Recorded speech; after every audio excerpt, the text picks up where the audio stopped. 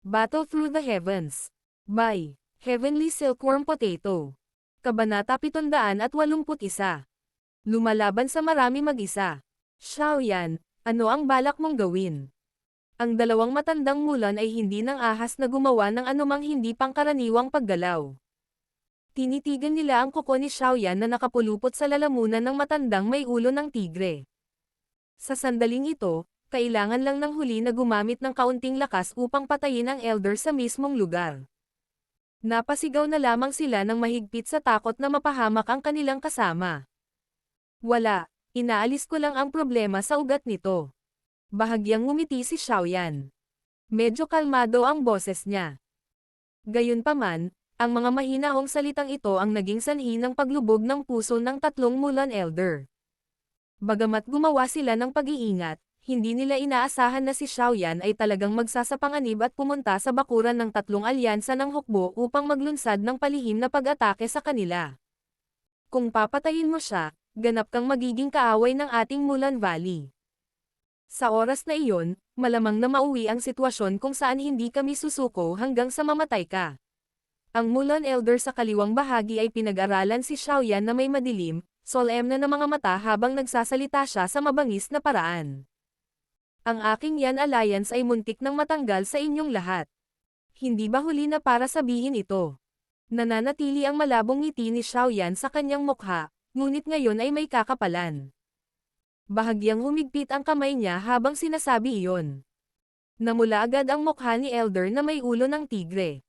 Idinilat niya ang kanyang bibig at nagsimulang huminga. Namula ang mukha ng dalawang matandang mulan. Sa wakas ay nakalanghap sila ng malalim na hangin pagkaraan ng ilang sandali. Pinigilan nila ang galit sa kanilang mga puso at sinabi ng isa sa kanila. Xiaoyan, hanggat palayain mo siya, isinusumpa ko na ang Mulan Valley ay hindi na mahihirapan sa Jiama Empire at Yan Alliance. Ano ang masasaba? Hindi. Patuloy na ngumiti si Xiaoyan habang sumagot. Nanliit ang mga mata ng dalawang matandang mulan. Ang kanilang mga kamay, na nasa likuran nila, ay biglang nagsimulang bumuo ng mga selyo nang hindi nag-iiwan ng anumang bakas. Ang kanilang mga bibig, gayunpaman, ay gumamit ng malalim na boses upang magsalita. Kung hindi ka nasisiyahan, maaari naming gamitin ang 3-Beast Savage skill ng Mulan Valley para ipagpalat ang kanyang buhay. Paano ito? Ang Chi method natin na ito ay isang D-class middle level Chi method. Personal mong naranasan kung ano ang lakas nito. 3 Beast Savage skill. Bahagyang gumalaw ang mga mata ni Xiaoyan nang marinig ang mga salitang ito. Ang mga mata ng dalawang matandang mulan ay kumislap sa tuwa na mahirap makita.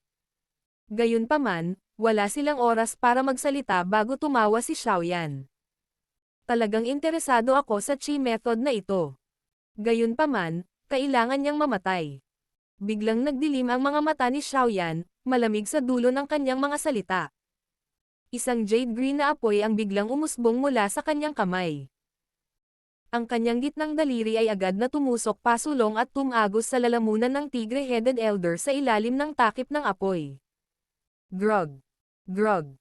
Isang haligi ng dugo ang biglang bumaril at kalaunan ay nag-iwan ng isang matangkad na pulang mantsa ng dugo sa puting nyebe na tolda. Ang dalawang Mulan Elder ay blangkong nakatingin sa Elder may ulo ng tigre, na ang puwersa ng buhay ay mabilis na nawawala. Unti-unting bumagsak ang katawan ng huli sa mahinang paraan. Agad na nahati ang mga mata ng dalawang Mulan Elder. Kung bibigyan pa sila ng kaunting oras, mapipilitan nilang paganahin ang 3-Beast Savage skill. Hanggat inilagay nila ang kanilang pinagsamang lakas sa katawan ng Elder na may ulo ng tigre, ang paglusot sa nakakulong na kamay ni Xiaoyan ay tiyak na magiging napakadali. Gayunpaman, kulang lamang sila. Bastos na Xiaoyan. Ang matandang ito ay gagawing abo ang iyong buto ngayon. Isang galit na mabangis na dagandong ang biglang tumunog nang biglang lumabas ang malakas na Dao Chi mula sa katawan ng dalawang elder. Ang momentum na nilikha ng Dao Chi ay nagpalipad sa napakalaking tolda. Ang figure sa loob ay agad na nahayag sa mga mata ng mga eksperto mula sa Mulan Valley na nagpapatrolya sa kalangitan. Malamig din ang ekspresyon ni Xiaoyan. Ang likidong dugo sa kanyang kamay ay nasangga na ng apoy. Sa tulong ng kanyang matalas na spiritual perception, natural na naiintindihan niya kung ano ang ginagawa ng dalawang matandang ito ng palihim. Gayunpaman, para ipagpalagay nila na maaaring maantala siya nito, naisip ba talaga nila na siya ay isang walang karanasan na maliit na lalaki na kakaalis lang ng bahay? Hulihin siya. Hindi alintana kung siya ay patay o buhay. Itinuro ng isang daliri ng Mulan Valley Elder si Xiaoyan habang umaalingaw-ngaw ang galit na galit sa buong kampo. Ang pagkamatay ng Elder na may ulo ng tigre ay magiging isang matinding dagok sa kanilang Mulan Valley. Nang mawala siya, hindi na posible na gamitin ang Free Beast Savage skill at nawala ang Free Beast Savage skill, ang Mulan Valley ay nawalan ng kakayahang takutin ang mga paksayon sa loob ng kanilang imperyo na nakatingin sa kanila ng may masamang hangarin. Ito ay tiyak na nakamamatay sa kanilang Mulan Valley. Dahil dito kaya galit na galit ang dalawang Mulan Elder sa sandaling ito. Maraming pigire ng tao ang bumaril sa campsite matapos na galit na umungal ang Elder ng Mulan Valley. Mabilis silang lumitaw sa gitnang lugar. Maraming makakapal, malamig na mga mata mula sa lupa, langit, at tuktok ng mga tolda ang matamang nakatitig kay Xiaoyan. Ang kanilang mga mata ay puno ng isang maitim at malamig na layuning pagpatay na tila naglalayong punatin ang bangkay ni Xiaoyan sa 10,000 piraso. Bahagyang nagbago din ang mukha ni Xiaoyan nang makita ang napakaraming eksperto. Sa kanyang espiritual na pagdama, naramdaman niya na mayroong 3 piling dawwang na naruroon.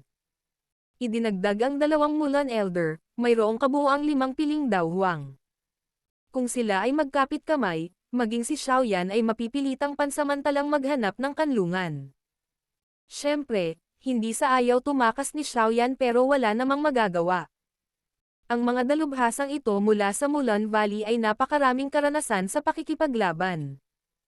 Tinatakan na nila ang lahat ng ruta ng pagtakas na maaari niyang gawin sa sandaling lumitaw sila. Kaya naman, mapipilitan lang siyang makasakay kung gusto niyang tumakas. Biglang yumoko si Xiaoyan habang ang ideyang ito ay nag-flash sa kanyang puso. Walang awa niyang binali ang isang daliri ng Elder na may ulo ng tigre sa harap ng mga nakatulala na tingin ng mga tao sa paligid niya. Nakuha niya ang storage ring doon. Isinilid niya iyon sa bulsa ng kanyang dibdib habang nakatapak ang kanyang mga paa sa lupa. Biglang tumama ang katawan niya sa langit. Pigilan mo siya. Pigilan mo siya ngayon. Hindi alintana kung siya ay patay o buhay. Ang sinumang pumatay sa kanya ay mapopromote sa isang panlabas na Elder ng Lambak. Sandaling natigilan ang dalawang Mulan Elder dahil sa ginawa ni Xiaoyan. Sa oras na gumaling sila, bigla silang naging parang pasang natapakan ang buntot. Agad naman silang tumalon at sumigaw ng pasiga. Ang gantimpala na ipinangako ng dalawang Mulan Elder ay tila nagtataglay ng isang mahusay na pang-akit sa mga mata ng mga ekspertong ito mula sa Mulan Valley. Namula agad ang mga mata ng mga eksperto sa langit. Ang bawat isa sa kanila ay nagpakawala ng nag-aalab na dagandong habang sila ay tuwang-tuwang sumusugod kay Xiaoyan. Ikinapak ni Xiaoyan ang mga pakpak ng apoy sa kanyang likod habang umiiwas siya sa atake ng isang elite na dawhwang. Madilim at malamig ang kanyang ekspresyon habang marahas niyang hinampas ang ulo ng isang ekspertong dawwang sa gilid. Agad na umalangaw-ngaw ang apoy at tumama ang suntok sa huli. Ang kanyang ulo ay naging parang pakwan na agad na pumutok. Matapos patayin ng isang ekspertong dawwang sa isang suntok, napuno ng dugo ang mukha ni Xiaoyan. Ang kanyang maitim na mga mata ay unti-unting nagpakita ng uhaw sa dugo, mabangis na tingin habang muli siyang marahas na sumugod sa labasan ng campsite ng buong lakas. Bang! Bang! Bang! Ang kamaunan at akpan ng Glazed Lotus Heart Flame ay marahas na bumangga sa isang dalubhasa na dawhwang. Isang malakas na enerhiyang hangin ang sumabog mula sa lugar kung saan nagkabanggaan ang dalawa. Nanginginig ang mga balikat ni Xiaoyan habang ang ekspertong si Dao Huang, na ang lakas ay nasa paligid ng isang bituin, ay tila nakatanggap ng matinding suntok habang siya ay lumipad pabalik. Sa huli, iniluwa niya ang dalawang subo ng sariwang dugo. Ang kanyang mga mata ay puno ng pagkabigla habang nakatingin kay Xiaoyan na ang buong katawan ay puno ng sariwang dugo. Malamang na hindi niya inaasahan na matatalo siya ng ganoon kalungkot pagkatapos lamang ng isang palitan sa kamay ni Xiaoyan, na tila isang kaklase niya. Bagamat ang suntok na ito ni Xiaoyan ay maaaring yumanig at nasugatan si Dao Huang, ang huli ay nagawang tahimik na ihinto ang kanyang bilis sa isang iglap. Sa sandaling ito na ang dalawang Mulan Elder, na nakatitig kay Xiaoyan na may masamang mga mata, ay biglang bumangon.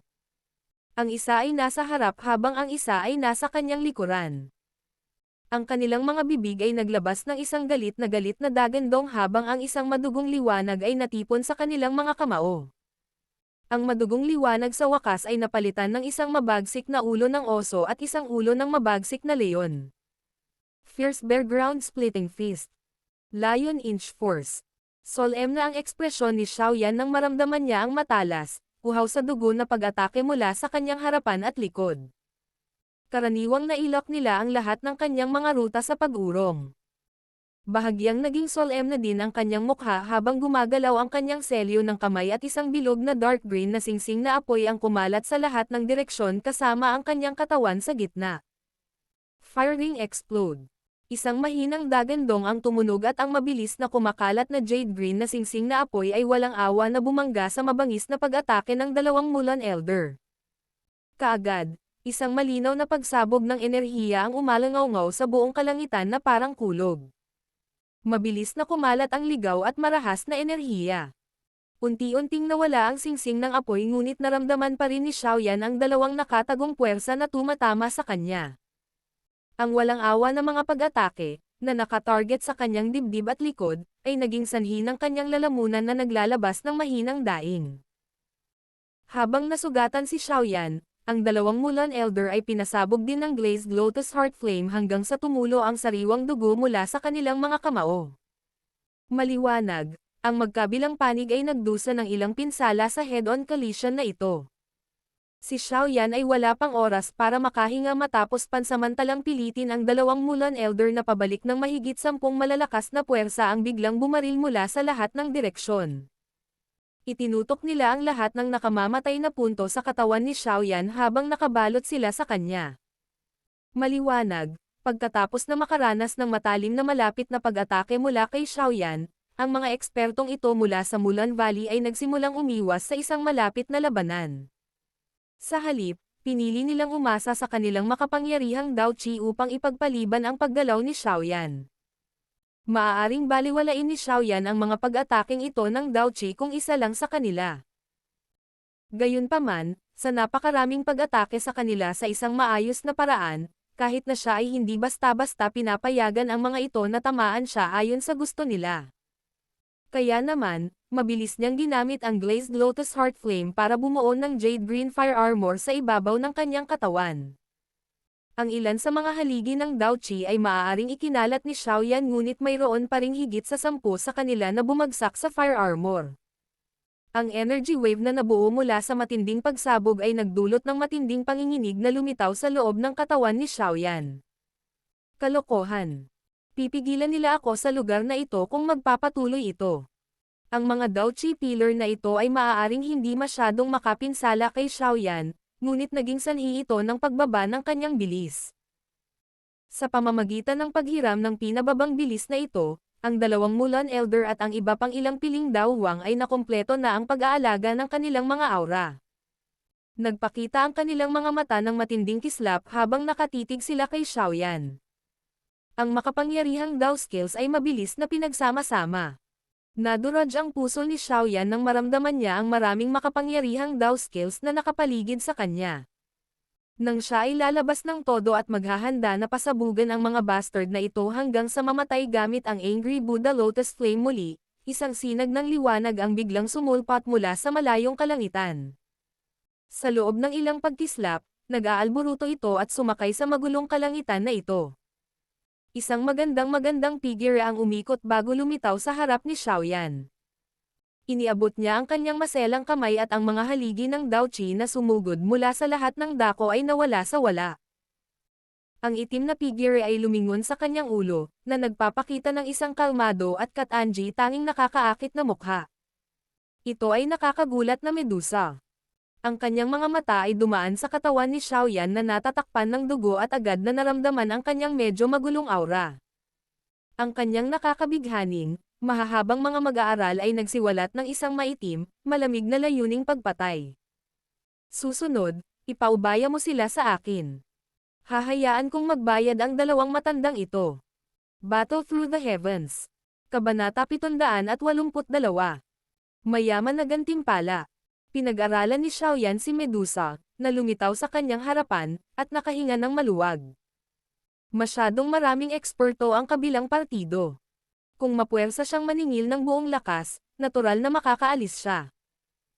Gayunpaman, iyon ay nasa paunang kondisyon na ginamit niya ang Angry Buddha Lotus Flame at pumatay ng isang grupo ng mga tao. Kapag ginamit niya ang Angry Buddha Lotus Flame, mararamdaman ni Xiaoyan ang sobrang panghihina. Kung may iba pang sitwasyon na nangyari sa panahong ito, wala na siyang kakayahang ipagtanggol ang sarili. Tapos ka na ba sa tabi mo? Lumipat ang mga mata ni Xiaoyan sa lahat ng direksyon habang mabilis siyang nagtanong. Oo. Oo. Walang pakialam na tumango si Medusa. Hindi siya nag-aksaya ng labis na lakas sa pakikitungo kay Yan Luotian. Ito ay talagang napakakinis na ito ay lumampas sa kanyang inaasahan. Gayunpaman, karapat-dapat sa kanyang lakas ng Daozang na payagan ang taong iyon na mamatay kapag siya ay nagsasaya. Umalis ka muna. Ako na ang bahala sa mga bagay sa likod. Kung magdedeli pa tayo ng kaunti, malamang na Mason Hill na ang mga eksperto mula sa Gold Geese Sect. Lumingon si Medusa at kinausap si Xiaoyan. Saglit na nag-alinlangan si Xiaoyan bago tumango. Hindi siya nagsalita ng anumang hindi kinakailangang salita habang ang kanyang katawan ay gumagalaw at umaagos palabas ng kulungan. Ang biglaang paglitaw ni Medusa ay walang pag-aalinlangan na naging dahilan upang maging mas pangit ang mga mukha ng mga eksperto sa Mulan Valley. Matapos ang halos isang taon ng pagpapalitan ng suntok, malinaw na malinaw sa kanila kung gaano kalakas ang dating. Noong nakaraan, ang tatlong Mulan Elder ay nakakalaban sa kanya ng kaunti sa tulong ng Three Beast Savage skill. Ngayon na ang isa sa tatlo ay nawawala, ang Chi method ay ganap na nawala ang epekto nito.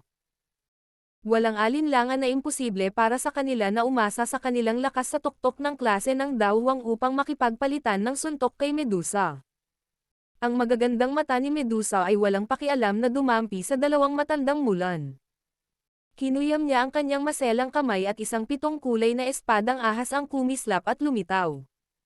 Isang matinding liwanag ang lumitaw sa kanyang mga mata. Gumalaw ang katawan niya. Nagmamadali itong lumapit sa dalawang tao na parang multo. Pigilan mo siya. Bilis.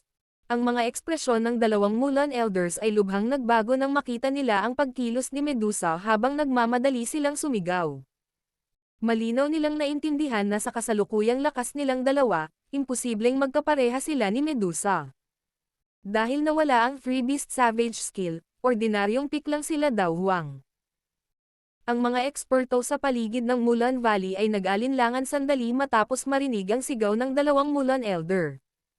Pagkatapos nito, maaari na lamang silang magngangalit ng kanilang mga ngipin at makasingil sa Medusa. Ang Daochi sa loob ng kanilang mga katawan ay pinakawalan hanggang sa kanilang limitasyon habang maraming matatalas na tunog ng pagpunit ng hangin ang lumitaw sa kalangitan. Hindi nagbago ang mukha ni Medusa kahit kaunti sa harap ng mga pag-atake na dumadaloy mula sa lahat ng direksyon.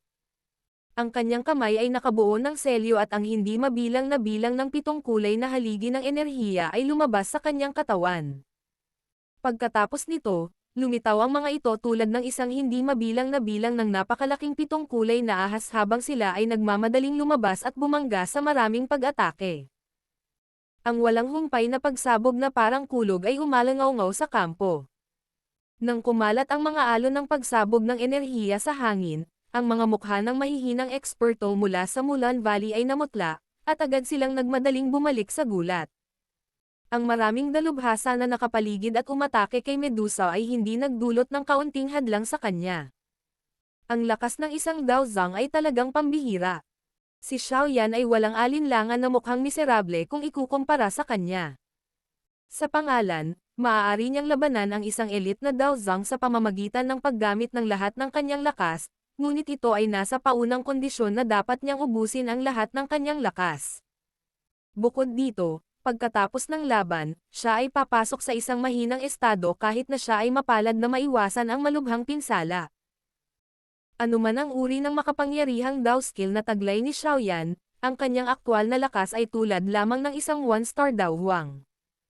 Mayroon pa ring napakalaking agwat sa isang tunay na piling tao na Dao Zhang.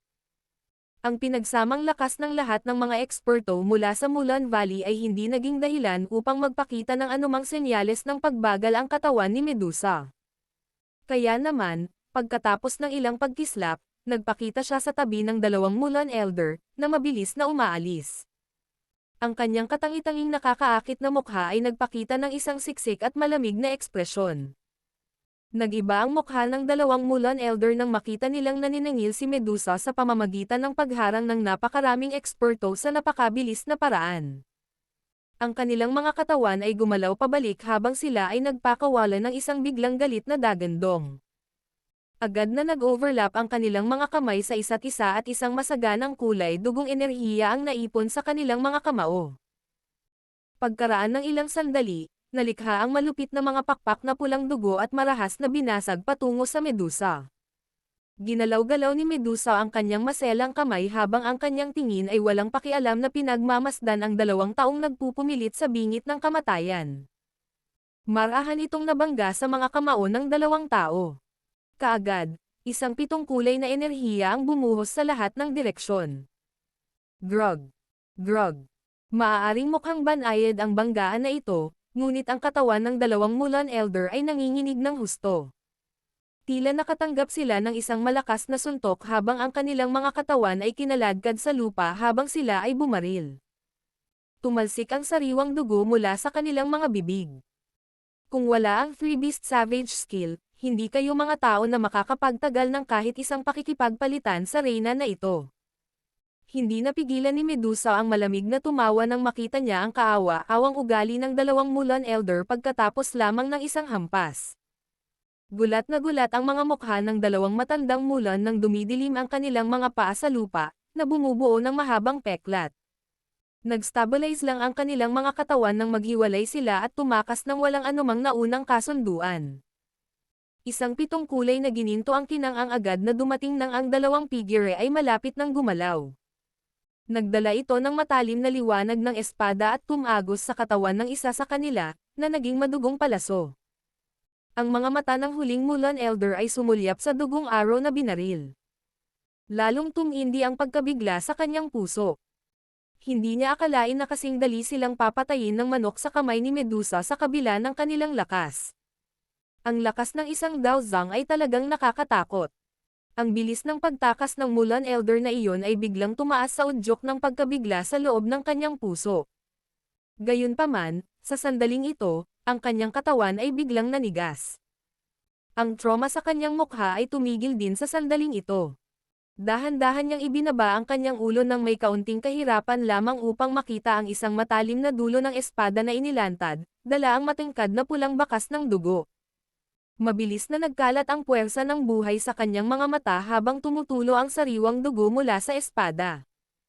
Sa wakas, bumagsak ang katawan ng Mulan Elder sa harap ng maraming nakatulala na tingin sa paligid. Ang 7 kulay na espadang ahas sa kamay ni Medusa ay unti-unting naglaho. Ang kanyang mga mata ay malamig at walang pakialam habang dahan-dahan niyang winalis iyon. Kasunod ng malawak na galaw ng kanyang tingin, ang mga nakapaligid na eksperto mula sa Mulan Valley ay nagmamadaling umatras na may mga mukha na na-trauma. Sa kanilang mga puso, si Medusa ay parang isang mabangis na Diyos na kakapatay lang ng 2 dalubhasa sa tuktok ng klase ng Dao Huang sa loob ng maikling ilang palitan. Ang kasanayang ito ay talagang mabisyo. Inalis ni Medusa ang kanyang tingin at ibinaba ang kanyang katawan. Hinubad niya ang storage ring sa kamay ng Mulan Elder na iyon sa harap ng hindi mabilang na bilang ng mga tao. Pagkatapos nito ay dahan-dahan siyang naglakad pabalik at tinanggal ang storage ring mula sa isa pang Elder. Pagkatapos lamang niyang gawin ito ay dahan-dahan siyang umakyat sa langit. Nag-transform ang kanyang katawan sa isang sinag ng liwanag na sumugod palabas ng kampo. Wala ni isang dalubhasa mula sa Mulan Valley ang nangahas na pigilan si Medusa habang siya ay umalis sa napakayabang na paraan. Ito ay dahil alam nila na wala silang kahit katiting na kakayahan na gumanti sa mga kamay ng isang elite na Daozang. Ang Mulan Valley ay walang alinlangan na dumanas ng matinding pagkalugi ngayong gabi. Sa pamamagitan ng mga kamay ni na Xiaoyan at Medusa, umagos ang dugo na parang ilog sa buong kampo. Hindi napigilan si Medusa habang umaalis siya sa kampo. Nakita niya si Xiaoyan na nasa ere pa rin sa labas ng kampo. Halatang nakahinga ng maluwag ang huli nang makita siya. Mabilis niyang sinabi, "Bilisan na natin at umalis." Malapit nang dumating ang mga eksperto mula sa Gold Geese Sect. Lumipat ang mga mata ni Medusa sa kanlurang bahagi nang marinig niya ang mga salita nito. Maraming sinag ng mga ilaw na puno ng galit na mga dagandong ang mabilis na dumaraan mula sa direksyong iyon. Maliwanag, natuklasan ng mga tao mula sa Gold Geese Sect na ang kanilang leader ng sekta ay namatay na. Bahagyang tumanggaw si Medusa. Gumalaw ang kanyang katawan at lumitaw sa tabi ni Xiaoyan. Agad niyang iniabot ang kanyang maselang kamay at hinawakan ang pulso ni Xiaoyan sa harap ng nakatulala na mga mata ni Xiaoyan. Pareho silang parang mga bituing nahuhulog sa langit habang nagmamadaling lumabas ng lungsod sa paraang parang kidlat. Sa kumakalat na nakakatakot na aura ng Medusa, ang mga eksperto na nagbabantay sa pader ng lungsod ay hindi nang ahas na kumilos ng walang ingat sa kabila ng matinding pagkabigla at galit sa kanilang mga puso. Kaya naman, napapanood lamang nila ang dalawa habang nagmamadaling lumabas ng lungsod at nawala sa malayong kalangitan sa gabi. Isang maringal na aura ang biglang kumalat mula sa gitna ng lungsod kung saan matatagpuan ang Poison Sect pagkaalis ni Xiaoyan at Medusa sa lungsod. Gayunpaman, pagkatapos na matuklasan ng aura na ito na hindi nito maabutan ang mga ito, maaari lamang itong umatras. Dalawang figure ng tao ang dahan-daang huminto sa kalangitan sa gabi na malayo sa lungsod. Nakahinga sila ng maluwag nang makitang walang humahabol. Matagal na napabuntong hininga si Xiaoyan nang sumili ang ngiti sa kanyang mukha. Ang gabing ito ay talagang nakapagpapasigla. Ang pagkamatay ng dalawang piling Daozang ay sapat na upang maging sanhi ng pagkabaliw ng Gold Geese Sect at Mulan Valley. Sa hinaharap, malamang nawala na silang lakas ng loob na lumapit at salakayin ang Jiama Empire. Ayos ka lang ba? Nilinggan ni Xiaoyan ang kanyang ulo, at tumingin kay Medusa, na ang maselang kamay ay marahang itinutulak palayo ang isang hibla ng itim na buhok na nasa kanyang noo. Malumanay ang boses niya habang nagtatanong at hindi maitago ang tono ng pag-aalala. Hanggat hindi nakikialam ang Little Fairy Doctor na iyon, walang makakapidyo sa akin sa lungsod. Bahagyang umiling si Medusa nang marinig niya ang mga salita ni Xiaoyan. Nang hindi namamalayan, tahimik na nawala ang lamig sa kanyang magandang mga mata. Ngumiti si Xiaoyan. Magsasalita pa sana siya nang may kumalat mula sa bundok na kagubatan sa ibaba. Ang isang malaking bilang ng mga figure ng tao ay tumaas sa kalangitan. Sa isang sulyap, hindi sila ang mga tumutugis sa kanila, ngunit ang grupo ni Haibadong na nakahiga sa pagtambang dito. Nakahinga ng maluwag ang grupo ni Haibadong matapos ihayag ang kanilang mga sarili at makitang maayos sina Xiaoyan at Medusa. Napangiti ang una at nagtanong, "Paano na? Ngayon lang namin nakita na ang lungsod ay naging magulo at malapit ng maningil para tanggapin ang inyong dalawa. Kami ay matagumpay." Ang huling nakatagong panganib ay ganap na naalis. Ngumisi at tumanggaw si Xiaoyan habang sumagot. Isang kagalakan na mahirap itago ang bomb alot sa mga mukha ni Haibadong at ng iba pa nang marinig nila ito. Nagpalitan sila ng tingin sa isa't isa at nagpalabas ng saya. Natawa rin si Xiaoyan nang makitang tuwang-tuwa ang lahat. Inilabas niya ang storage ring na isinilid niya sa bulsa ng kanyang dibdib at inilagay ito ng kaunti. Pagkatapos nito, ipinasok niya rito ang kanyang espiritual na lakas. Pinitik niya ang kanyang kamay ilang sandali at may lumabas na scroll na gawa sa makakapal na puting buto ng hayop. Sa ibabaw ng mga buto ng hayop ay isang pares ng mga karakter ng dugo na tila nabuo mula sa sariwang dugo na kumikislap sa isang nakasisilaw na paraan. 3 Beast Savage Skill. Ito ba? Battle Through the Heavens. Kabanata 783. Skybird 9 Flying Wings. Hindi sinasadyang dinilaan ni Xiaoyan ang kanyang bibig habang tinitingnan ang Beast Bone Scroll na ito. Hindi katakataka na magiging baliw ang dalawang lalaking iyon kapag nakita nila ang ginawa niya. Ito ay talagang dahil sa bagay na ito. Pinagnanasaan niya ang Three Beast Savage skill na pinagpraktisan ng tatlong Mulan Elders. Ito ay hindi inaasahan na siya ay talagang maaaring makakuha ng kanyang mga kamay sa araw na ito. Ito ay talagang isang hindi inaasahang sorpresa. Maingat na binuksan ni Xiaoyan ang puting bone scroll. Lumipat ang tingin niya dito kaya bahagyang sumimangot ang mga sandaling iyon. Ano ito? Hindi napigilan ni Medusa sa gilid ang pagbuka ng kanyang bibig para magtanong nang makita niyang ganito ang hitsura ni Xiaoyan. Bagamat ito talaga ang Three Beast Savage skill, ito ay isa lamang sa mga bahagi. Ayon sa nakasulat dito, ang Three Beast Savage skill ay nahahati sa tatlong bahagi. Ito ay isa lamang sa kanila. Kahit na nakuha ko ito ay hindi gaanong pakinabang. Umiling si Xiaoyan at medyo emosyonal na bumantong hininga. Saglit na nag-alinlangan si Medusa matapos itong marinig. Naglabas siya ng 2 storage ring mula sa kanyang bulsa sa dibdib at sinabing, ito ang storage rings ng 2 pang Mulan Elders. Maaari mong hanapin at makita kung ang natitirang 2 bahagi ay nasa loob ng mga ito. Tinapos mo ang 2 pang matandang lalaki. Tanong ni Xiaoyan na may pagtataka habang pinag-aaralan niya ang storage rings sa mga kamay ni Medusa. Oo, casual na banggit ni Medusa habang tumatango. Ang paraang iyon ay para bang ang 2 napatay ay hindi mga dalubhasa sa tuktok ng klase ng dawwang kundi 2 hindi mahalagang manok lamang. Hindi sinasadyang tumawa si Xiaoyan nang marinig ang sagot nito. Tunay ngang may gap pa rin sa pagitan niya at niya. Inabot niya ang kanyang kamay at tinanggap ang 2 storage ring. Ang kanyang espiritual na lakas ay ipinasok sa kanilang 2. Sa kasalukuyan, ang 3 Mulan Elder ay patay na. Sa makatuwid, ang spiritual imprints na nananatili sa kanilang storage rings ay lubhang mahina. Kaya naman, ang espiritual na lakas ni Xiaoyan ay nagawang makapasok sa kanila sa isang napakakinis na paraan, at ito ay mabilis na tumagos sa loob. Isang ligaw na kagalakan ang biglang lumusab sa mga mata ni Xiaoyan matapos itong tanggayan ng espiritual na lakas. Gumalaw ang kanyang kamay, at 2 pang puting buto ang lumitaw sa kanyang kamay. Ang 2 balumbon na ito ay may magkatulad na pulang dugo na malalaking salita. Ang Three Beast Savage skill. Ito talaga ang Three Beast Savage skill. Maingat na binuksan ni Xiaoyan ang 2 puting bone scroll. Pinag-aralan niyang mabuti ang mga ito at hindi napigil ang tumawa ng malakas pagkaraan ng ilang sandali.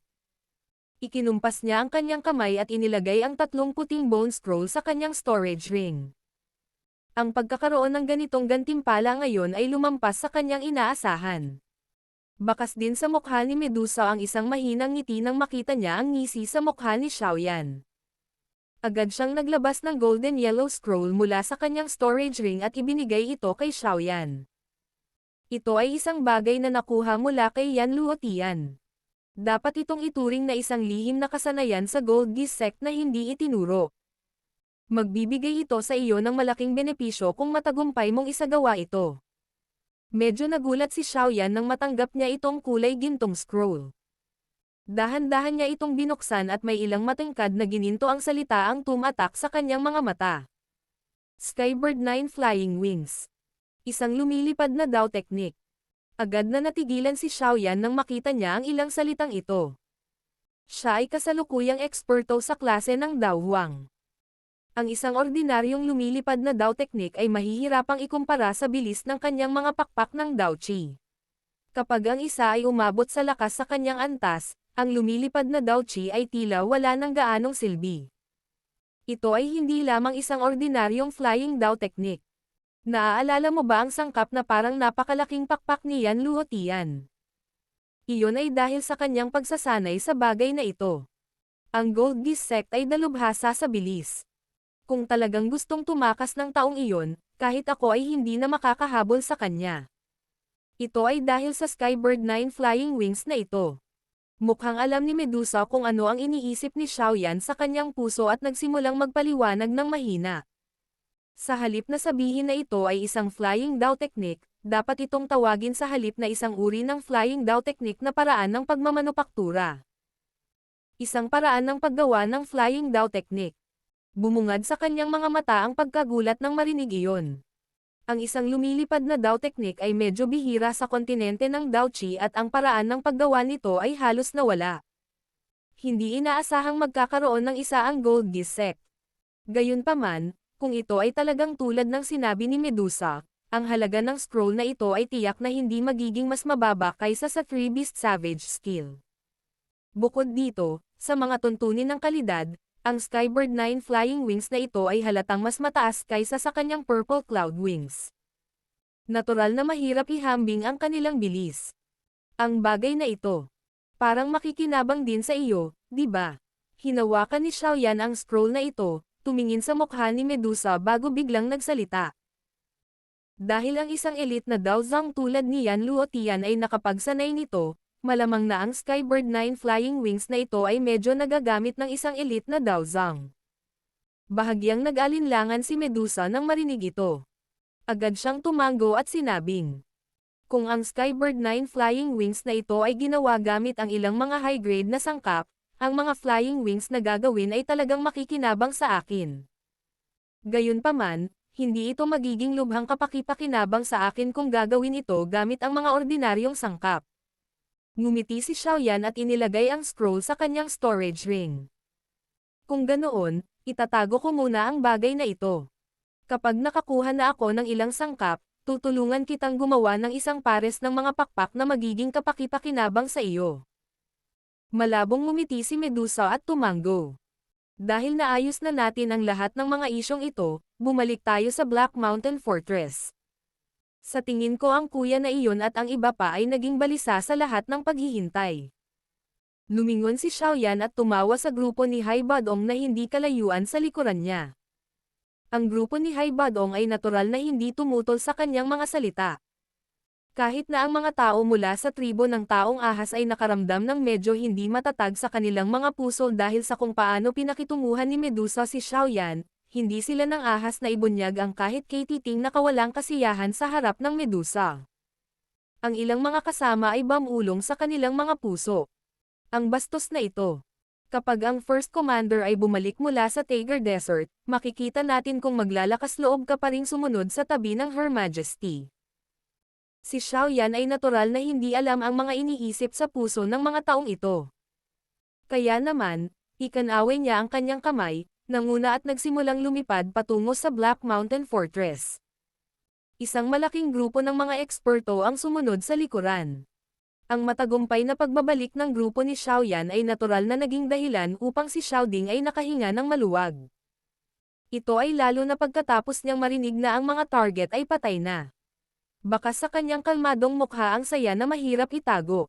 Matapos tanggalin ang 2 taong ito na talagang nagbigay sa kanila ng matinding sakit ng ulo, ang Yan Alliance ay makakakuha ng isang mahalagang yugto ng panahon upang gumaling. Kahit na ang Gold Geass Sect at ang Mulan Valley ay nakadama ng malalim na nakaugat na puot para sa Yan Alliance, tiyak na hindi sila maglalakas loob na maglunsad ng napakagandang kampanya tulad ng ginawa nila sa pagkakataong ito matapos mawala si Yan Luotian at ang 3 Mulan Elder. Kung hindi man kilala bilang deterrent strength ng isang elite na Daozang. Sa kabilang banda, ang Yan Alliance ay hindi lamang nagmamay-ari kay Xiaoyan, isang pinuno ng alyansa na maaaring makipaglaban sa isang Daozang, kundi pati na rin si Medusa, isang tunay na piling tao na Daozang. Nalampasan na nila ang Gold Geass Sect at ang Mulan Valley sa pinakamataas na antas ng eksperto. Kung ang alyansa ay nakakuha pa ng ilang eksperto sa gitnang antas, malalampasan nila ang 2 malalaking sekta na ito sa lahat ng lugar. Bagamat ang Gold Geass Sect at ang Mulan Valley ay hindi itinuturing na isang top-tier faction sa napakalaking hilagang kanlurang rehiyon, sila, sa pinakakaunti, ay mas malakas kaysa sa Mystic Cloud Sect mula noon. Ang kakayahang maging isang pag-iral na ang Mystic Cloud Sect ng nakaraan ay natatakot na masaktan sa gayong kahabag-habag na kalagayan ay sapat na upang patunayan ang dakilang lakas ng Yan Alliance. Sa pagdaloy ng panahon, tiwala si Xiaoyan na magagawa niyang gawing isa ang Yan Alliance sa pinakamakapangyarihang paksayon sa hilagang kanlurang rehiyon. Sa oras na iyon, malamang na mayroon silang kakayahang labanan ang isang napakalaking nilalang tulad ng Hall of Souls. Ang mga pagpaslang na nangyari sa sobrang biglaang paraan ay naging ganap na kalokohan sa Gold Geass Sect at sa Mulan Valley. Ayon sa mga ulat ng mga especially iyan ng Yan Alliance, ang mga elite na eksperto mula sa dalawang sekta ay dumating sa ikatlong araw pagkatapos ng matagumpay na pagpaslang. Gayunpaman, nang matuklasan nila na ang pinakamalakas na lakas sa pakikipaglaban sa loob ng kanilang sekta ay matagal nang inalis ng iba, lahat sila ay natigilan. Tila sila ay tinamaan ng kidlat. Gaya ng inaasahan ni Xiaoyan at ng iba pa, ang mga elite expert na ito na sumugod ay hindi nang ahas na gumawa ng anuman sa kabila ng matinding galit sa kanilang mga puso matapos malaman na nawala sa kanila si Yan Luotian at ang tatlong Mulan Elders. Lahat sila ay biglang bumagsak sa isang pagkapatas. Ang ganitong uri ng pagkapatas ay tuluyang naputol nang biglang ipahayag ng Poison Sect ang kanilang pag-alis sa alyansa. Ang Gold Beast Sect at ang Mulan Valley ay labis na hindi nasisiyahan sa aksyong ito ng Poison Sect. Gayunpaman, matapos mawala ang dalawang Daozang, Yan Luotian at ang tatlong Mulan Elder, ang kanilang kabuuang lakas ay hindi na maihahambing sa Poison Sect. Kaya naman, sa kabila ng kanilang lahat ay nakakaramdam ng galit sa kanilang mga sikmura, maaari lamang silang bumalik sa kani-kanilang mga imperyo habang nakakaramdam ng matinding ayaw.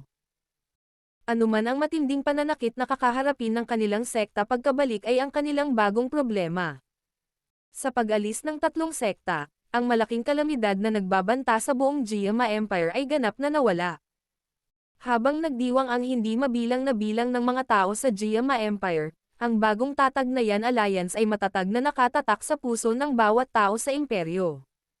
Sa sandaling ito lamang pinalitan ng Yan Alliance ang posisyon ng Mystic Cloud Sect sa puso ng mga mamamayang ito. Ang mga hangganan ng Jiama Empire ay unti-unting huminahon kasunod ng pagtatapos ng magulong labanan. Natupad din ng imperyo ang kanilang pangako sa tribo ng Taong Ahas at hinati ang isang malaking madilim at malamig na rehiyon malapit sa Magical Beast Mountain Range para ibigay sa tribo ng Taong Ahas. Sa pagtanggap ng lupa kung saan maaari silang magparami, nawala ang marami sa mga bantay sa puso ng mga miyembro ng tribo ng Taong Ahas laban sa mga tao ng Jiama Empire. Marahil pagkatapos ng interaksyon sa paglipas ng panahon, ang tribo ng Taong Ahas ay maaaring maging isang malakas na paksayon sa loob ng Jiama Empire. Sa oras na iyon, ang lakas ng Jiama Empire ay tataas bilang resulta ng kanilang pagsasama. Idinagdag ang kasalukuyang relasyon sa pagitan ng Xiaoyan at Medusa, ang Yan Alliance ay maaaring makakuha ng mga benepisyo na mahirap tantsahin. Battle Through the Heavens. Kabanata 784. Ang bundok sa itaas ng ulap, Zone-er. Sa pagiging mapayapa ng imperyo, unti-unting naging mas tahimik ang buhay ni Xiaoyan. Paminsan-minsan ay nagsasanay siya, at pinipino rin ang mga gamot na table task sa harap ng maraming alchemist sa loob ng pilhol ng Yan Alliance kapag siya ay malaya. Nakakuha ng mga tagay sa buong bulwagan, nakuha niya ang ipinagmamalaking pag-aproba ng mga alchemist sa kanya bilang pinuno. Bagamat ang mga alchemist sa loob ng Pilhol ay nagtataglay ng isang mahusay na pag-unawa sa mga kakayahan ni Xiaoyan sa pakikipaglaban mula sa labanang ito, bilang mga alchemist, sila ay natural na nagbigay ng pinakamalaking halaga sa pil refinement. Kung gusto ni Xiaoyan na isumite sila, kailangan niyang ipakita sa kanila ang mga natatanging kasanayan sa pagpipino. Siyempre, kung ikukumpara ng isa ang medicinal refinement, malamang na hindi matatakot si Xiaoyan sa sinuman sa loob nitong Jiama Empire. Ang kanyang kasalukuyang medicinal refinement skills ay sapat na para pinuhin ang isang tier 6 na medicinal pill. Maliban kay Pil King Guhi, malamang na si Fama lang ang halos hindi makapagpino ng ganoong tableta sa loob ng Jiama Empire. Ang Little Fairy Doctor ay hindi nagpadala ng anumang iba pang balita sa panahong ito. Gayunpaman, alam ni Xiaoyan na kasalukuyan siyang nagpadala ng hindi mabilang na bilang ng mga tao upang hanapin ang mga sangkap na kailangan para makontrol ang Wolfo Poison Body. Tiyak na ipapaalam niya kay Xiaoyan kapag mayroon siyang anumang impormasyon. Sa pagkakataong iyon, malamang na magkakaroon na naman ng gulo. Nang huminahon na ang lahat, natural na kailangan ni Medusa, bilang pinuno ng tribo, na personal na pumunta at pamahalaan ang malaking bagay ng tribo ng Taong Ahas na lumipat ng kanilang tahanan. Kaya naman, siya ay pansamantalang nagpaalam kay Xiaoyan hindi nagtagal pagkatapos bumalik sa Jiama Empire. Pagkatapos ay pinangunahan niya ang lahat ng Taong Ahas na makisali sa dakilang migrasyon na ito. Sa wakas, nagsimula silang magtayo ng bagong tahanan sa malaking lugar malapit sa Magical Beast Mountain Range. Natural lang na walang oras si Medusa na sumunod sa tabi ni Xiaoyan sa kanyang pagiging abala. Nasanay na si Xiaoyan sa ganoong uri ng buhay at ngayon ay medyo hindi mapalagay dahil sa pagbabagong ito. Tila laging sumusunod sa kanya si Medusa mula noong umalis siya sa Inner Academy ng Jianan Academy. Siya ay orihinal na nagtataglay ng layuning pumatay dahil sa dahilan nito na sundan siya.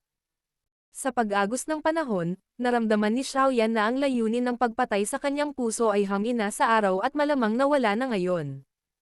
Ang isip ni Xiaoyan ay hindi gaanong napagtuunan ng pansin ng si Medusa ay sumusunod sa tabi niya sa lahat ng oras. Ngayong umalis na siya, naramdaman niya kaagad na may kulang siya. Ang kanyang puso ay naglalaman ng isang walang laman na pakiramdam. Medyo nakaramdam siya ng inis nang matuklasan niya ang emosyong ito. Ito ay dahil ito ay naging dahilan upang isipin niya ang tungkol kay Zon-er na hindi alam ang lokasyon. Ang karaniwang mainit at gumagalaw na dalagang iyon ay parang bukal na tubig, na tumatagos sa puso ng isang tao nang hindi man lang namamalayan. Sa wakas, mag-iiwan siya ng isang bakas sa puso ng isang tao na hindi maalis kahit anong pilit. Hindi mapigilan ni Xiaoyan ang pagkilos ng kanyang mga kamay nang maisip niya ang matikas, binibini na may dalang hibla ng misteryo. Ang kanyang mga mata ay wala sa isip habang nakatingin sa lahat ng direksyon, ngunit hindi niya alam kung saang direksyon siya dapat humarap. Ilang sandali pa, tahimik lang siyang napabuntong hininga at mahinang bamulong. Zon-er, hintayin mo ako. Pupunta ako sa Daozang class sa lalong madaling panahon. Pagkatapos nito, hahanapin kita. Kahit gaano katikat ang angkan mo, hindi ako makakaramdam ng kahit katiting na takot. Ang isang maganda at bahagyang nakikitang figure ay nasa isang matarik na taluktok ng bundok kung saan nagtagal ang mga ulap. Ang kanyang macelan na baywang ay lumitaw tulad ng mga dahon ng willow na maaaring yakapin ng isang braso. Ang kanyang itim na buhok ay walang ingat na itinali ng isang maputlang purple na laso. Inanag ito kasabay ng simoy ng hangin, na nagbigay sa dalaga ng hindi makamundo at eleganteng aura. Nakapikit ang mga mata ng dalaga. Ilang sandali pa, dahan-dahan niyang binuksan ang mga iyon. Agad na nagkalat ang ulap sa paligid nang gawin niya iyon. Ang tuktok ng bundok na ito ay agad na naging malinaw. Oldling, bumalik ka na ba? Hindi ibinaling ng dalaga ang kanyang ulo habang ang kanyang makinis, pula, at maliliit na labi ay naglalabas ng malapilak na parang kampanang tunog na umalangaw-ngaw sa tuktok ng bundok. Ang isang anino sa ilalim ng isang bundok na bato ay agad na nagsimulang kumawag-kawag sa kakaibang paraan pagkatapos ng kanyang boses. Agad itong nag-transform sa isang matandang figure. Ang figure ay nakakagulat na pag-aari ni Lingying. Magalang na yumoko si Lingying sa binibini pagkatapos ihayag ang kanyang sarili. Young miss, paano na? May balita ka ba sa kanya? Umupo ang dalaga mula sa rock platform, tumalikod, at ipinakita ang isang nakangiting mukha na may mala-ethereal na lotus na disposisyon. Sa sandaling ito, ang boses kung saan karaniwang nahihirapan ang isang tao sa pagtukoy ng anumang pagbabago ay talagang nagpahayag ng pagkabalisa. Sino pa ba ang pag-aari nitong mukha maliban kay Zon-er, na iniisip ni Xiaoyan gabi at araw? 3 hanggang 4 na taon na ang nakalipas mula nang iwan ni Zon-er si Xiaoyan. Sa loob ng ilang taon na ito, malinaw na tumanda si Zon-er. Siya ay medyo hindi gaanong sentimental kumpara sa binibini noon, at nagkaroon ng karagdagang walang malasakit na disposisyon na nagmula sa kaibuturan ng kanyang kaluluwa. Hindi alintana kung paano siya nagbago, may isang bahagi pa rin sa kanya na nanatiling pareho. Iyon ay kung paano ang kanyang pa rin ang dating magandang puso ay nagsimulang ripple kapag siya narinig balita na may kaugnayan sa pangalan na iyon. Marahil ito ay tulad ng inaasahan ni Lingying noon. Isang figure ay mananatiling magpakailanman sa kaibuturan ng puso ni Zon-er. Mahirap alisin ang figure na ito kahit na may pressure mula sa clan head. Napabuntong hininga si Lingying sa kanyang puso nang malinaw niyang marinig ang pagkabalisa sa tono ni Zon-er. Ilang taon na ang lumipas ngunit kapag nakinig lang si Zon-er sa anumang bagay na may kaugnayan sa Young Master Xiaoyan ay magiging katulad na lamang siya ng isang ordinaryong binibini. Ang kanyang hindi kumikibo na bundok na parang kawalang interes ay parang isang matandang demonyo na nagsanay sa loob ng maraming taon, na nakamit ang isang hindi maarok na antas. Gayunpaman, kulang siya sa kasiglahan na dapat taglayin ng isang binibini.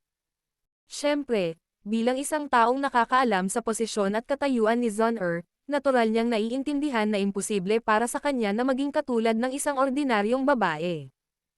Ang kanyang katayuan ay nagpasya na hindi siya magiging karaniwan. Ang lalaking makakapantay sa kanya ay tiyak na magiging pinakanamumukod tanging tao sa kontinente. Kaya lang hindi niya alam kung makakarating si Xiaoyan sa yugtong ito.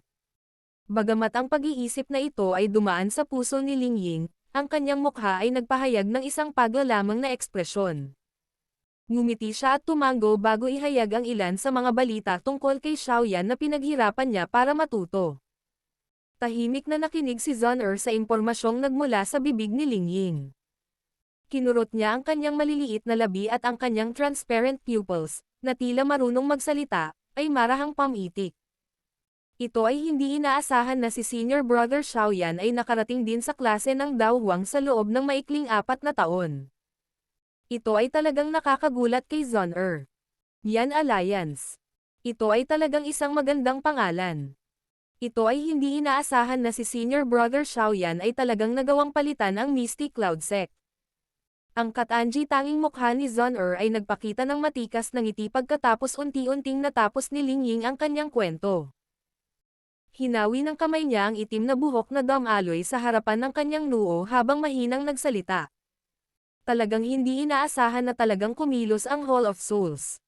Nakipag-interact sa akin ang Mr. Yao Chen noon. Marahil ay alam niya ang status ko, ngunit hindi ako sigurado kung sinabi niya kay Senior Brother Xiaoyan ang tungkol dito. Sa palagay ko ay hindi. Dapat niyang malinaw na maunawaan na hindi makikinabang si Young Master Xiaoyan para sa huli na malaman ang tungkol sa iyong katayuan sa lalong madaling panahon. Binigay ni Ling Ying ang kanyang iniisip. Old Ling, subukan mong magpadala ng ilang tao para hanapin ang kinaroroonan ng Hall of Souls. Mukhang nakialam sila sa usapin ni Tito Xiao noon. Lumingon si Zon-er at nagsalita sa medyo magandang boses. Saglit na nag-alinlangan si Ling Ying matapos itong marinig. Sinabi niya, "Sige. Tahimik kong gagawin ang bagay na ito at susubukan kong hanapin sila." Gayunpaman, ang Hall of Souls ay napakahiwaga din. Maliban sa 2 taong nakakaalam sa lokasyon ng kanilang punong tanggapan, halos walang sinuman, kahit na mga tao sa ating angkan, ang nakakaalam nito. Ito ay sa kabila ng hindi mabilang na bilang ng malaki at maliliit na labanan sa kanila. Bahagyang tumango si Zon-er. Ibinaba niya ang kanyang mga mata at biglang dumaan ang lamig sa kanyang eleganteng mga mata. Dahan-dahan siyang nagsalita sa kanyang puso. Hall of Souls. Bagamat gusto mo talagang makuha ang Toshi Ancient Gods Jade na kabilang sa Shao Clan, mas mabuting huwag mo siyang saktan. Kung hindi, anuman ang mangyari, hahayaan ko kayong lahat na magbayad ng halaga na mahihirapan kayong tiisin. Isang gintong apoy ang biglang sumibol sa mga mata ni Zon-er sa pagtatapos ng kanyang mga salita. Isang napakalaking bato sa gilid ay tahimik na naglaho sa kawalan sa gitna ng kakaibang pagbabago pagkatapos lumitaw ang apoy. Nanlamig ang puso ni Ling Ying nang makita niya ang gintong apoy na lumilitaw sa mga mata ni Zon-er. Dahil sa pagiging pamilyar nito sa kanya, natural niyang alam na kapag nakabuo lang ito ng tunay na hangarin sa pagpatay o matinding galit sa kanyang puso, ang bagay na nakatago sa kaibuturan ng kanyang kaluluwa ay mawawala sa kanyang katawan at lilito. Hindi inaasahan ni Ling Ying na matapos na hindi magkita sa loob ng 3 hanggang 4 na taon, ang damdamin ni Zon-er para kay Xiaoyan ay hindi lumabo sa halip ay lalong lumalalim at lumalalim sa agos ng panahon. Marahil kahit na ang maliit na batang iyon ay hindi alam kung anong uri ng malaking pagpapala ang kanyang natamo. Kung ang balita tungkol sa isang taong maaaring maging sanhi ng Young Miss na ilagay sa kanyang puso ay kumalat, malamang na ang Yan Alliance kasama ang Jiama Empire ay ganap na mawawasak sa magdamag. Kaya, dapat kang magsikap na magsanay para sa kapakanan ni Young Miss. Ang kasalukuyang maaaring naabot mo na ang klase ng Dao Huang, ngunit hindi pa rin ito sapat. Nagpakawala ng mahabang buntong hininga si Ling Ying sa kanyang puso habang siya ay tahimik na bumubulong. Tama. Parang biglang may naalala si Lingying. Bahagyang nagbago ang kanyang ekspresyon habang nakatitig ang kanyang tingin kay Zon-er. Maingat niyang sinabi. Ayon sa alam ko, ang angkan ay sa wakas ay nagpasya na magpadala ng isang tao na magmadali sa Jiama Empire upang hanapin ang susi na iyon sa mga kamay ng Shao Clan. Nangyari ito pagkatapos ng ilang talakayan dahil hindi nakuha ni Yang Nis ang susi mula sa Shao Clan. Bang! Bang! Bang! Isang nakakatakot na aura ang biglang sumabog sa harap ni Lingying matapos ang kanyang mga salita ay tumunog. Nanginginig ang katawan niya hanggang sa mabilis siyang napaatras. Hindi sinasadyang nabigla ang mukha niya nang iangat niya iyon. Sa sandaling ito, ang mga paa ni Zon-er ay 3 talampakan mula sa lupa. Ang kanyang mukha ay malamig sa yelo habang ang isang maliwanag na gintong apoy ay tila umiikot sa kanyang katawan na parang likido. Habang dumadaloy ang gintong apoy na iyon, ang mga nakapalibot na bato sa bundok ay nagsimulang unti-unting mawala sa kakaibang paraan. Ang paraang iyon ay para silang nilalamon ng hindi nakikitang napakalaking halimaw. Ang mukha ni Zon-er ay kasing lamig ng nyebe. Sinulyapan niya si Lingying ngunit hindi nagsalita. Pagkatapos nito, inipit niya ang kanyang baywang at biglang sumugod sa ilalim ng bundok. Idinilat ni Lingying ang kanyang bibig habang pinagmamasdan ang figurine ni Zon-er na mabilis na naglalaho. Agad siyang umiling na may mapait na ngiti. Nakatuon ang kanyang mga mata sa malayong abot tanaw. Mapait siyang tumawa. Munting tao, ikaw ang unang tao na nakita ng matandang ito na nakakahimok sa Yang Nis na gawin ang mga bagay sa ganoong lawak. Ang unang tao. Battle Through the Heavens. Kabanata 785. Peel Tower. Ang punong tanggapan ng Yan Alliance ay matatagpuan sa Jiama Empire. Bilang pinakamalakas na paksayon sa loob ng Jiama Empire, ang kasalukuyang laki ng Yan Alliance ay higit na lumampas sa kung ano ito noong nakaraang taon. Hindi bababa sa 1/4 ng lugar sa loob ng gitnang bahagi ng malaking imperyo ay kabilang sa iba't ibang departamento sa ilalim ng Yan Alliance. Lumilikha sila ng mas makapangyarihang Yan Alliance habang may malinaw na paghihiwalay ng mga gawain. Ang Peel Hall ay isang napakahalagang departamento sa loob ng Yan Alliance. Ang lugar na ito ay nakapaghatid ng maraming iba't ibang uri ng mga tabletang panggamot araw-araw. Pagkatapos nito, ang mga medicinal pill na ito ay ipapadala sa Merchant Hall at mabilis na ibebenta sa bawat sulok ng Jiama Empire sa pamamagitan ng mga channel ng Primer Clan. Ang kasalukuyang Yan Alliance ay maaari nang ituring na naging malalim na nakaugat sa imperyo. Ang mga tao ng Jiama Empire ay nagsimula na ring maging pamilyar at maunawaan ang malaking nilalang na ito na bagong tatag. Ang ilan sa mga paksayon, na orihinal na nagmamasid lamang, ay nagsimulang sumali sa alyansa sa sandaling ito. Ayon sa trend na ito, alam ng lahat na tiyak na malalampasan ng Yan Alliance ang posisyon at reputasyon na hawak ng Mystic Cloud Sect sa loob ng imperyo noon. Ang Peel Hall ay matatagpuan malapit sa gitna ng kabisera. Araw-araw, magkakaroon ng malaking bilang ng mga alchemist na darating upang manirahan dito mula sa iba't ibang imperyo. Sa kasalukuyan, ang lugar na ito ay naging pinakamalaking exchange ground para sa mga alchemist. Iba't ibang pambihirang sangkap na panggamot at kakaibang formula ng gamot ay makikita dito anumang oras. Pagkatapos ng lahat, ang ilan sa malalalim na kabundukan sa loob ng napakalaking Jiama Empire, kung saan bihirang makipagsapalaran ang mga tao, ay nagtago ng maraming magagandang bagay. Ang mga taong nakakuha ng mga ito sa pamamagitan ng swerte ay natural na nais na ilabas sila upang ipagpalat sa ibang bagay kung ang mga bagay na ito ay hindi angkop para sa kanila. Bukod dito, dahil sa digmaan sa 3 malalaking imperyo sa pagkakataong ito, nagsimula na ring kumalat ang reputasyon ng Jiama Empire at ng Yan Alliance sa buong hilagang kanlurang rehiyong ito. Ang pagdaragdag nito sa ilan sa mga pinakabagong patakaran na nabuo ng imperyo ay nagresulta sa dumaraming bilang ng mga tao mula sa ibang mga bansa na nagmamadaling pumunta sa medyo hiwalay na bansang ito ng may labis na pagkamausisa. Sa loob ng maikling panahon, ang kaunlaran sa loob ng Jiama Empire ay higit na nalampasan ang nakaraan.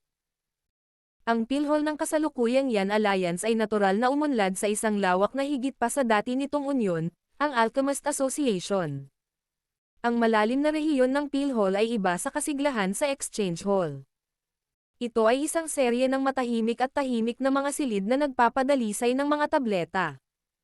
Espesyal na inihanda ang lugar na ito para sa mga alchemist ng Yan Alliance upang pinuhin ang mga medicinal pill. May isang lalaki at babaeng katulong na nakatayo sa labas ng bawat pill refining room. Kung ang alchemist sa loob nito ay may anumang pangangailangan na magpasa ng isang mensahe o kailangan upang harapin ang ilang iba pang maliliit na bagay, ang mga tagapaglingkod na ito ay agad na aayusin ang mga isyong ito sa naaangkop na paraan. Ang ilang mga pill refining room ay gumagamit ng mga bihirang purple na bato sa gitnang bahagi ng silid. Ang ganitong uri ng material ay nagtataglay ng ilang kakayahan upang isara ang init at pigilan ito mula sa paglabas. Ito ay pinakaangkop na gamitin upang bumuo ng isang pill refining room. Gayunpaman, dahil sa pambihira nito, bihira ang sinumang alchemist na nagtayo nito para sa kanyang sarili. Siyempre, ang kasalukuyang Yan Alliance ay mayaman at makapangyarihan. Natural na hindi gaanong problema ang magtayo ng isang pares ng mga high-grade na pill refining room. Magagamit lang ang high-grade na pill refining room na ito ng ilan sa mga alchemist sa loob ng pill hall na umabot sa tier 4 at pataas. Ang isang regular na alchemist ay maaari lamang gumamit ng mga ordinaryong pill refining room sa mga panlabas na lugar. Ang ganitong uri ng pagkakaiba ng antas ay maaaring nagdulot ng kaunting kawalang kasiyahan mula sa ilang mga alchemist sa simula, ngunit kapag nasanay na sila sa paglipas ng panahon, ito ay naging isang mahusay na motivator. Ang mga alchemist ay maglalagay ng higit na pagsisikap na sanayin ang kanilang mga kasanayan sa pagpino sa gamot, umaasa sa oras na makapasok sila sa isang mataas na grado na silid sa pagpipino ng mga tableta upang tamasahin ang mga benepisyo nito. Isang pill refining room na may kakaibang deep purple na kulay ay matatagpuan sa gitna ng mataas na grade na pill refining area na ito. Tanging sina Xiaoyan, Fama, at ilang high-tier alchemist na umabot sa tier 5 ang may kwalifikasyon na makapasok sa lugar na ito. Karaniwan, ang lugar na ito ay maituturing na isang ipinagbabawal na lugar ng pill hall. Ang isang ordinaryong tao o alchemist ay ipinagbabawal na lumapit dito. Nananatili ang masaganang pabangong panggamot sa loob nitong napakahusay na binabantayang pill refining room. Sila ay naging iba't ibang kulay na fog na nakakalat sa lahat ng direksyon. May isang batong plataporma sa gitna na may dalawang malalaking kalderong panggamot na nakalagay dito. Isang mabangis na nagninangas na apoy ang nag-aapoy sa loob ng medicinal cauldron at ang mainit na temperatura ay paulit-ulit na nakakalat, na ginagawa itong pill refining room na parang isang pagan. Ang isang pares ng mga figurine ng tao ay nakatayo sa paligid ng platform ng bato. Medyo mataimtim ang kanilang mga tingin habang pinagmamasdan ang loob ng medicinal cauldron. Sa pagpapalit ng selyo sa kanilang mga kamay, masunuring gumalaw ang apoy sa loob ng medicinal cauldron. Pinukol nila at inihayag ang iba't ibang sangkap na dinadalisay. Hihihi.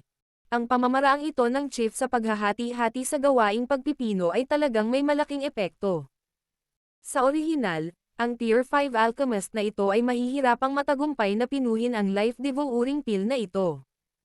Gayunpaman, ngayon na tayo ay magkapit kamay upang pinuhin ito, medyo tumaas ang rate ng tagumpay. Kapag mas naunawaan nila ang isa't isa, malamang na muling tataas ang rate ng tagumpay. Sa oras na iyon, ang bilis ng pagpipino ng life-devouring pill na ito ay malamang natataas ng malaki. Napangiti si Fama at pinagmasdan ang ilang sangkap na panggamot na kumukulo sa medicinal cauldron. Bahagya siyang tumango at tumawa kay Xiaoyan sa kanyang tabi.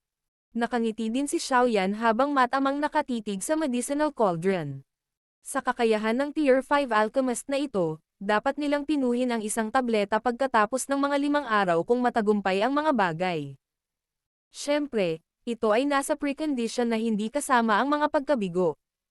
Kung isasama ang kondisyong ito, malamang nakakailanganin nila ng kalahating buwan bago nila mapino ang isang life-devouring pill. Siyempre, ang pagkahapo kapag pinipino ang life-devouring pill na may lakas ng isang tier 5 alchemist ay napakahusay. Ito ay natural na mahirap na matagumpay na pinuhin ito sa isang go. Kaya naman, mayroong kabuuang 6 na tier 5 alchemist na nahahati sa dalawang grupo na naka-standby sa loob ng pill refining room na ito. Ang dalawang grupo ay nagsalitan sa pagpino. Sa ganitong paraan, ito ay magbibigay daan sa kanila na magtiis ng mas matagal. Gayunpaman, ang ganitong uri ng pagpapalitan ng mga kamay ay natural na mangangailangan ng mahusay na pagtutulungan sa pagitan nilang lahat. Ang isang hindi kilalang bilang ng mga sangkap na panggamot ay nasira na sa mga kamay ng mga taong ito upang makamit ang antas ng pakikipagtulungan. Dalawang life-devouring pill ang kasalukuyang napino at sila ay pansamantalang iiwan sa lumang hay para sa pag-iingat. Nagsimula na rin ang pag-aayos ng mga sundalong walang takot na mamatay. Lumingon si Xiaoyan kay Hai Badong na nakangiti habang nasa likod niya ang mga kamay. Ang pagpili ng mga death soldiers ay natural na hindi isang problema. Hanggat ang life-devouring pill ay kayang makipagsabayan sa selection rate, ang ating Yan Alliance ay dapat magkaroon ng karagdagang 10 elite na dawang sa loob ng kalahating taon. Hinimas-himas ng matandang Hai ang kanyang balbas at tumawa. Gagawin namin ang aming makakaya upang mapataas ang bilis ng pagpino ng kaunti. Kung mayroon kaming librerag oras ni Fama, gagawin din namin ito. Gayunpaman, hindi ako mananatili sa Yan Alliance ng mahabang panahon. Marahil ay maaari akong maglakbay pagkatapos ng isang yugto ng panahon. Sa oras na iyon, ang lahat ay kailangang umasa kay Elder Famaria. Inihayag ni Xiaoyan ang kanyang iniisip. Kung ang balita ay dumating sa panig ng Little Fairy Doctor, tiyak na magmadali siya. Sa oras na iyon, maaari lamang niyang ibigay ang mga bagay ng Jiama Empire kay Kuya, Old Hai, Elder Fama, at sa iba pa. Bukod dito, hindi siya mananatili sa Jiama Empire sa lahat ng oras. Napakalaki ng kontinente ng Daochi na may hindi mabilang na bilang ng mga eksperto. Kung ikukumpara sa pagtatatag ng isang paksayon, mas interesado si Xiaoyan sa paglalakbay sa kontinente upang itaas ang kanyang lakas. Kung hindi kailangan ng Xiao Clan ng lakas para protektahan ito, hindi siya maggugugol ng labis na pagsisikap para itatag itong Yan Alliance. Bukod pa rito, ang kasalukuyang Jiama Empire ay hindi na makakatulong sa pagtaas ng lakas ni Xiaoyan. Sa malawak na kontinente ng Daochi lamang maaaring mabilis na itaas ni Xiaoyan ang kanyang lakas. Ang pagliligtas kay Yao Lao at sa kanyang ama pati na rin sa paghahanap kay Zhong ay mangangailangan ng sapat na kapangyarihan upang suportahan siya upang siya ay magtagumpay. Kaya naman, si Xiaoyan ay kasalukuyang may kakaibang pagnanais para sa lakas. Kinailangan ng kasalukuyang Xiaoyan na maayos na ayusin ang ilan sa mga malalaking operasyon sa loob ng Yan Alliance sa lalong madaling panahon upang siya ay makaalis ng may kapayapaan ng isip. Ang puso ni Xiaoyan ay nagtataglay ng kakaibang pag-asa para sa kontinente ng Daochi kung saan gumagala ang mga eksperto sa buong lugar. Likas na gagawin ng matandang ito ang lahat ng aking makakaya. Gayunpaman, mayroon talagang isang tao sa Jiama Empire na masangkop kaysa sa akin sa pagharap sa bagay na ito. Kung siya ang dapat na mamuno sa pagpipino ng life-devouring pill, malamang na ang bisa ng kahit papaano ay doble. Ngumiti si Fama at agad na nagsalita. Oh, sino? Tanong ni Xiaoyan na medyo nagdududa. Nakaramdam siya ng gulat nang marinig niya ito. Pilking Guhi. Sandaling nag-alinlangan si Fama bago sumagot. Napakunot ang noo ni Xiaoyan nang marinig ang pangalang ito. Agad siyang tumango at sumangayon. Walang duda tungkol sa pill refinement skills ni Guhi.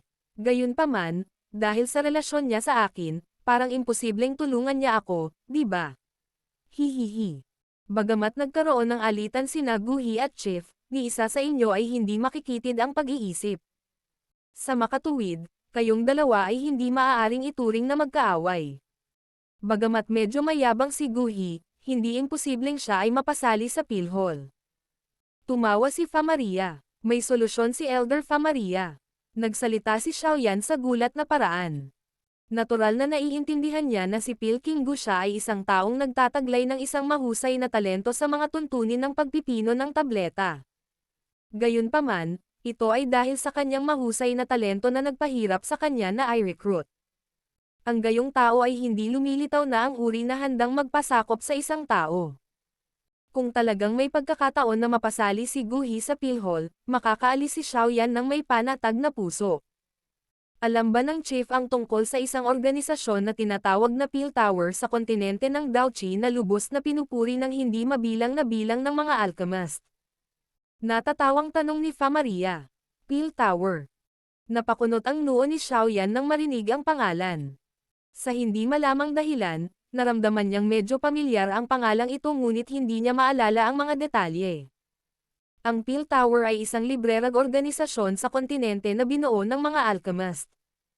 Ang paksayon na ito ay umiral na noon pa man. Maging ang alchemist tier system ay nilikha nila.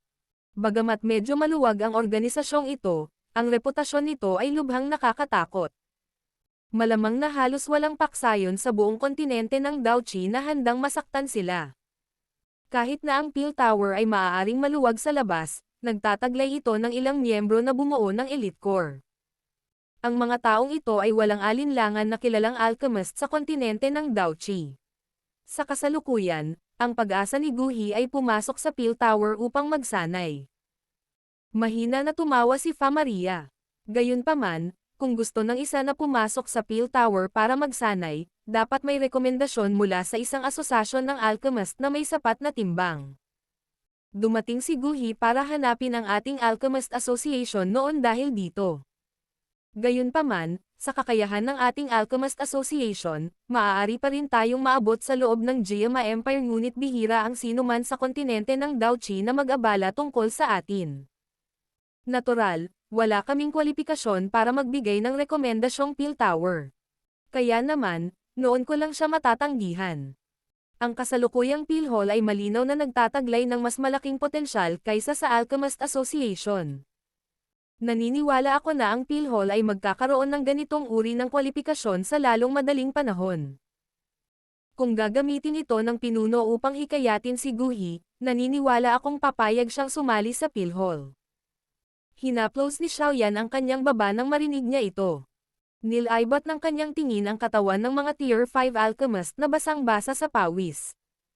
Ilang sandali pa ay tumango siya. Oo. Pwede nating subukan.